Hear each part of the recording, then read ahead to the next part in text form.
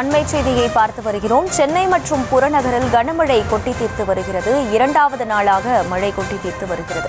கூடுதல் விவரங்களோடு இணைகிறார் செய்தியாளர் வெங்கட். வணக்கம். முழு விவரம். வணக்கம். சென்னை மற்றும் சென்னை புறநகர் பகுதிகளில் இரண்டாவது நாளாக காலை முதலே பல்வேறு பகுதிகளில் கனமழை என்பது பெய்து வருகிறது.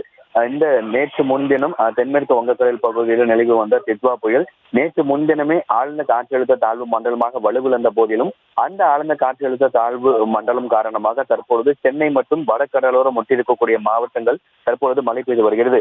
சென்னையை பொறுத்த வரைக்கும் நுங்கம்பாக்கம், கோடம்பாக்கம், ஸ்ரீநகர், வடபழனி, மயிலாப்பூர், மந்தவெளி, பட்டினப்பாக்கம், காமராஜர் சாலை, எழும்பூர், புதுப்பேட்டை உள்ளிட்ட பாரிமுனை உள்ளிட்ட நகரின் பல பகுதிகளில் மழை பெய்து வரக்கூடிய நிலையில சென்னை புறநகர் பகுதிகளிலும் தற்பொழுது பல்வேறு பகுதிகளில் மழை பெய்து வருகிறது. முகப்பேறு, தாம்பரம், அதே போல பெருங்களத்தூர் உள்ளிட்ட புறநகர் பகுதிகளிலுமே பெருங்களத்தூர் உள்ளிட்ட புறநகர் பகுதிகளிலும் தொடர்ந்து மழை பெய்து வருகிறது. ஏற்கனவே இன்றைய தினம் சென்னை, திருவள்ளூர், காஞ்சிபுரம், செங்கல்பட்டு உள்ளிட்ட 4 மாவட்டங்களிலும் இன்றைய தினம் கனமழைக்கான எச்சரிக்கை விடுக்கப்படக்கூடிய நிலையில இரண்டாவது நாளாக தொடர்ச்சியாக நேற்றிலிருந்து தற்பொழுது வரைக்கும் சென்னை மற்றும் சென்னை புறநகர் பகுதிகளில் இரண்டாவது நாளாக தற்பொழுது மழை என்பது பெய்து வருகிறது.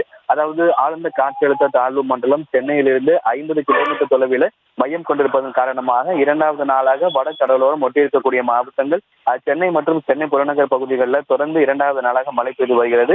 அதாவது இந்த மழை இன்று முழுவதுமே தொடரும் என கூறப்பட்டிருக்கிறது.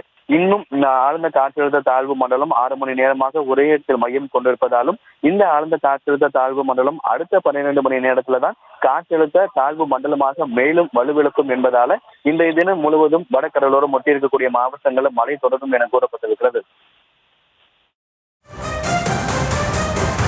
முழு விவரங்களுக்கு நன்றி வெங்கட்.